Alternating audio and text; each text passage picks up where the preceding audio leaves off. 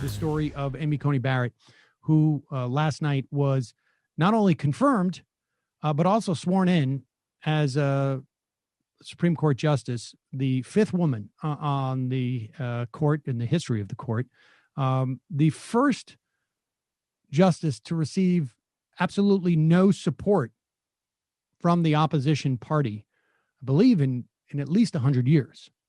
So a highly polarized pick. There is, well, let's go and see what Mitch McConnell says about Amy Coney Barrett. She understands, or I should say he understands, the value of Amy Coney Barrett to the Republican movement. But let's play this clip because I have an alternate theory as to why Mitch McConnell was so desperate to do this. Do you think this will potentially cost you Senate seats? A number of Republicans are in tough re-election battles. We know that this seat belonged to a liberal icon. Justice Ginsburg was much beloved. She was a pop culture phenomenon in recent years as well.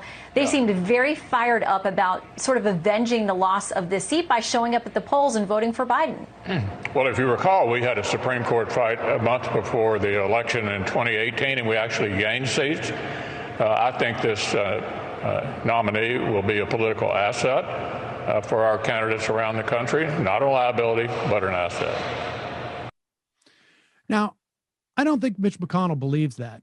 I don't think he, I think he believes that what's happening with these races is essentially baked into the cake at this point, particularly in the Senate side.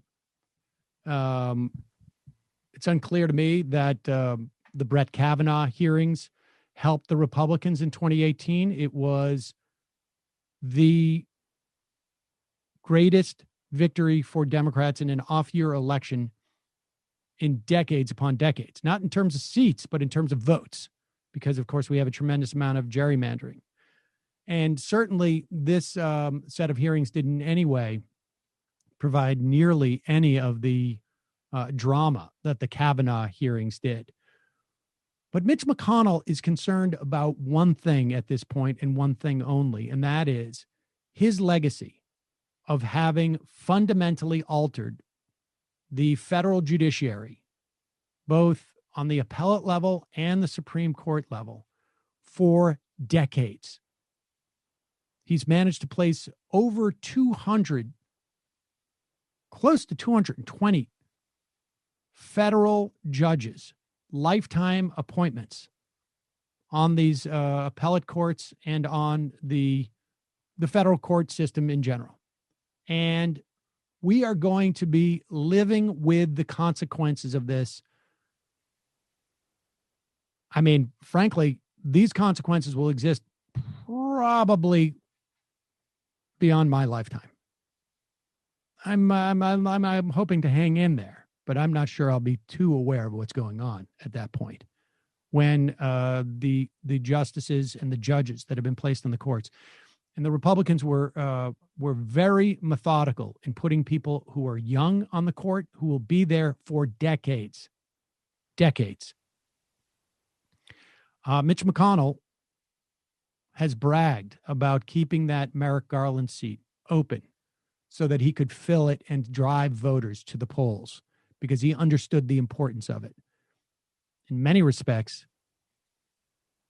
I mean, I would imagine he would like another 4 years to completely own the judiciary, but Donald Trump has put more judges on the bench than in 4-year period than I think has maybe happened ever. Certainly in the modern era. To have 3 Supreme Court justices picks and to have over 200 federal lifetime appointments is extraordinary.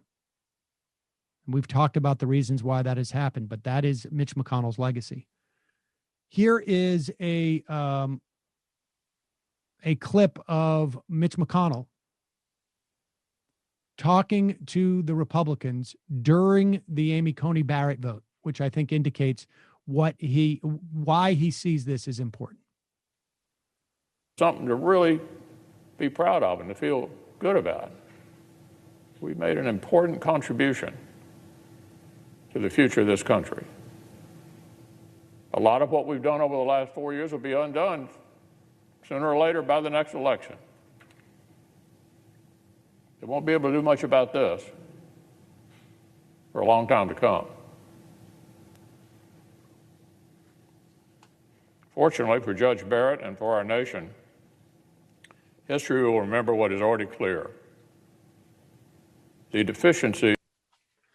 So there it is. I mean, on some level, there's a certain amount of projection here, or I should say, this is maybe what we would call a humble brag. Mitch McConnell is telling his fellow senators to feel proud about what they're accomplishing because it is going to fundamentally alter American society in a way that legislation can't, because legislation can be reversed. This is going to be a bulwark in McConnell's mind against any progressive change in the country. That's what he is hoping is going to happen here. And he very well may be right. He very well may be right. We will be talking over, I would imagine, the days and the weeks and the months to come about the push and the pressure on Democrats to expand the Supreme Court and perhaps just to expand parts of the appellate court. The Supreme Court has 9 justices because at the time it was configured, there were 9 circuits. There are now 13 circuits, essentially. Federal court silos, if you will, dealing with either regions or specific federal questions.